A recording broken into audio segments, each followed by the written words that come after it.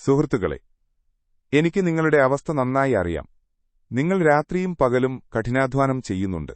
പക്ഷേ നിങ്ങൾ 10 കൊല്ലം പണിയെടുത്താലും നിങ്ങൾക്ക് കിട്ടാത്ത ചില കാര്യങ്ങൾ ചിലർക്ക് ഒറ്റ ഫോൺ കോളിലൂടെ ലഭിക്കുന്നത് നിങ്ങൾ കണ്ടിട്ടില്ലേ?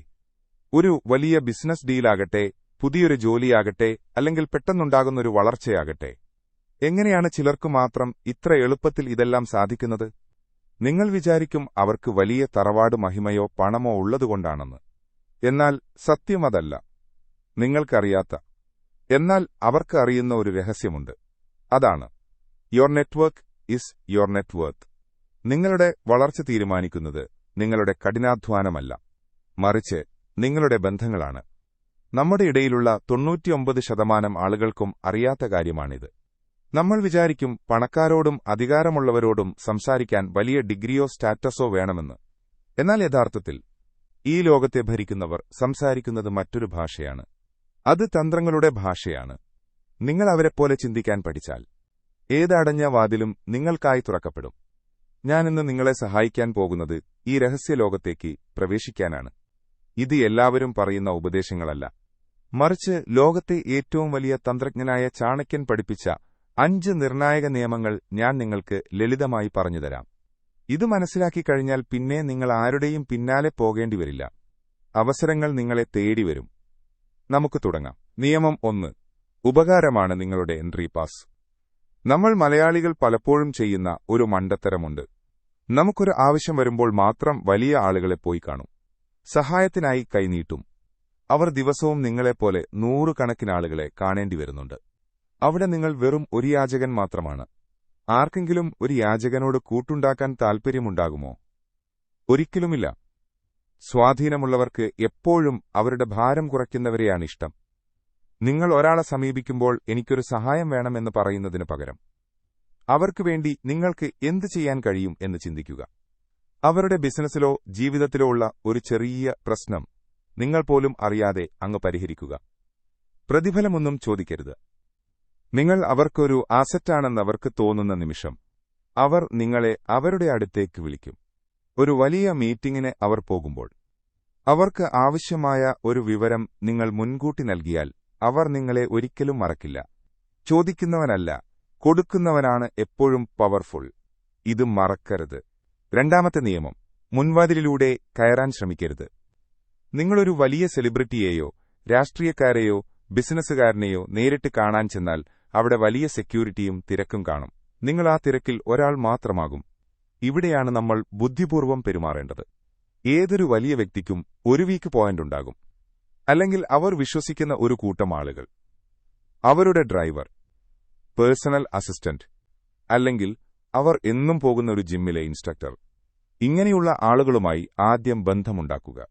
അവരോട് സൗഹൃദം സ്ഥാപിക്കുക.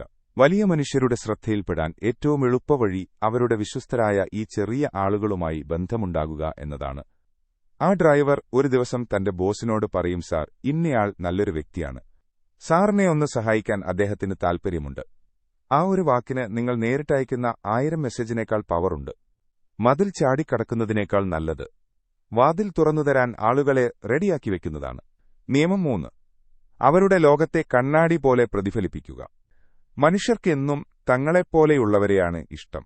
നിങ്ങളൊരു പണക്കാരനോടോ അധികാരമുള്ളവരോടോ സംസാരിക്കുമ്പോൾ നിങ്ങളുടെ ദാരിദ്ര്യത്തെക്കുറിച്ചോ കഷ്ടപ്പാടുകളെക്കുറിച്ചോ പറഞ്ഞാൽ അവർക്ക് നിങ്ങളോട് പുച്ഛമാണ് തോന്നുക. അവർക്ക് റിലേറ്റബിളായ കാര്യങ്ങൾ സംസാരിക്കുക. അവർ സംസാരിക്കുന്ന ഭാഷ, അവരുടെ ബോഡി ലാംഗ്വേജ്, അവരുടെ താൽപ്പര്യങ്ങൾ എന്നിവ ശ്രദ്ധിക്കുക. അവർക്ക് ഫുട്ബോളാണ് ഇഷ്ടമെങ്കിൽ അതിനെക്കുറിച്ച് സംസാരിക്കുക. അവർ ഗൌരവത്തോടെ സംസാരിക്കുന്നവരാണെങ്കിൽ നിങ്ങളും ഗൌരവക്കാരനാകുക. ഇതിനെ യാൺ മിററിംഗ് എന്ന് പറയുന്നത്.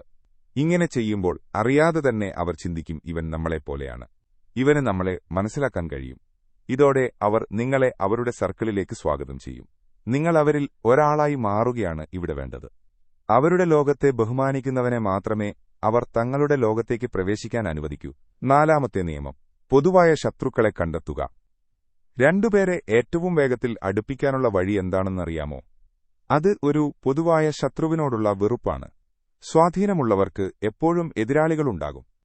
അവർ ഭയപ്പെടുന്നതോ വെറുക്കുന്നതോ ആയ ഒരു ബിസിനസ് ഗ്രൂപ്പോ അല്ലെങ്കിൽ ഒരു സാഹചര്യമോ കണ്ടെത്തുക.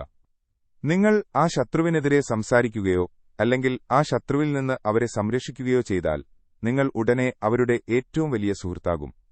എന്റെ ശത്രുവിന്റെ ശത്രു എന്റെ മിത്രമാണെന്ന പഴയ തത്വം ഇവിടെ പ്രായോഗികമാക്കുക. സഹായം ചോദിക്കുന്നതിനേക്കാൾ വേഗത്തിൽ ബന്ധങ്ങളുണ്ടാക്കാൻ ഒരാളുടെ ശത്രുവിനെതിരെ നിൽക്കുന്നതുവഴി സാധിക്കും. പക്ഷെ ഇത് ചെയ്യുമ്പോൾ വളരെ ശ്രദ്ധിക്കണം. ഇത് പുറത്തുനിന്നുള്ളവർക്ക് ഒരു തന്ത്രമായി തോന്നരുത്. നിങ്ങൾ അവരുടെ ഒപ്പം തന്നെയുണ്ടെന്ന ഉറച്ച ബോധ്യം അവർക്ക് നൽകുക. അവസാനത്തെയും ഏറ്റവും പ്രധാനപ്പെട്ടതുമായ നിയമം: ഒരിക്കലും നിങ്ങളുടെ ബോസിനേക്കാൾ അല്ലെങ്കിൽ ആ വലിയ വ്യക്തിയേക്കാൾ ബുദ്ധിമാനാണെന്ന് കാണിക്കരുത്. ഇതാണ് പലർക്കും പറ്റുന്ന ഏറ്റവും വലിയ അബദ്ധം. തന്റെ അറിവ് പ്രദർശിപ്പിച്ച് അവരെ ഇംപ്രസ് ചെയ്യാൻ ശ്രമിക്കും. പക്ഷേ അധികാരമുള്ളവർക്ക് ഏറ്റവും പേടിയുള്ളത് തങ്ങളുടെ കസേര ഇളക്കുന്നവരെയാണ്. നിങ്ങൾ അവരെക്കാൾ കഴിവുള്ളവനാണെന്ന് അവർക്ക് തോന്നിയാൽ അവർ നിങ്ങളെ പതുക്കെ ഒഴിവാക്കും. പകരം നിങ്ങളുടെ ഐഡിയകൾ അവരുടേതാണെന്ന് തോന്നിപ്പിക്കുക. സാർ, അന്ന് പറഞ്ഞതുപോലെ ഞാനിത് ചെയ്തു എന്ന് പറയുക. എല്ലാ ക്രെഡിറ്റും അവർക്ക് വിട്ടുകൊടുക്കുക. അവർ സുരക്ഷിതരാണെന്ന് തോന്നുന്നിടത്തോളം കാലം അവർ നിങ്ങളെ കൂടെ നിർത്തും. അവർ വളരുമ്പോൾ അറിയാതെ തന്നെ നിങ്ങളും വളരും. സൂര്യനേക്കാൾ തിളങ്ങാൻ ശ്രമിക്കുന്ന നക്ഷത്രങ്ങൾ പകൽ വെളിച്ചത്തിൽ മാഞ്ഞുപോകുമെന്നോർക്കുക. ഞാൻ ഈ പറഞ്ഞ 5 നിയമങ്ങൾ വെറും അറിവുകളല്ല, ഇതൊരു വലിയ കളിയുടെ നിയമങ്ങളാണ്. നിങ്ങൾ ഇത്രയും കാലം കഠിനാധ്വാനം ചെയ്തിട്ടും വളരാത്തത് ഈ കളി കളിക്കാൻ അറിയാത്തതുകൊണ്ടാണ്. ഇന്നു മുതൽ നിങ്ങൾ ഓരോ ചുവടും തന്ത്രപരമായി വെക്കുക.